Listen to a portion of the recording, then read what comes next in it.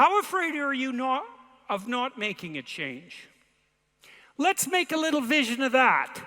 You're 35, you hate your job. What's the consequence? You're not motivated, you don't want to get out of bed in the morning, you're starting to get depressed, you're getting bitter, you're getting resentful, you're getting cynical, you're amotivated at work, you're not doing a very good job, and you're starting to shrink. Now play that out for 10 years. You don't change it, you don't fix it. And what happens? Well, it's not like it's going to get better of its own accord.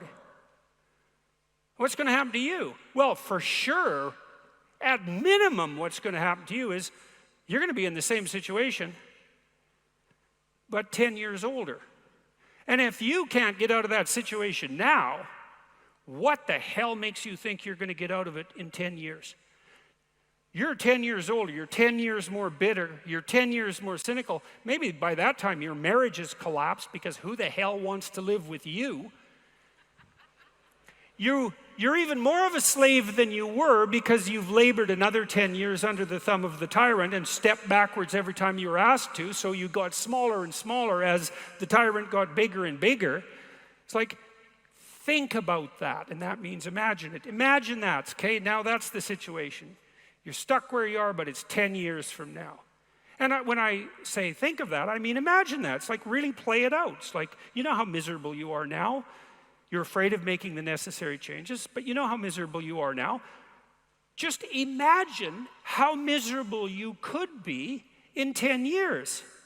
And in all likelihood, what you'll find is that you're way more afraid of that than you are of whatever's stopping you in the present.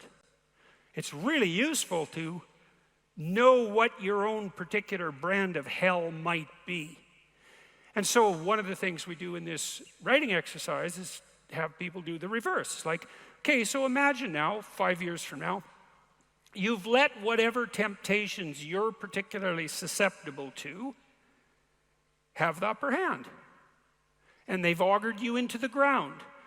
You know, one person's an alcoholic, another person's a criminal, another person's living on the street, someone else is like skirting the edges of prostitution, somebody else is narcissistic and bitter, somebody else is depressed and anxious. You know where you would fall off the edge of the earth if you fell off in whatever direction you're prone to fall off. Everyone knows that, but we avoid that. You know, that's rule 3. Do not hide things in the fog.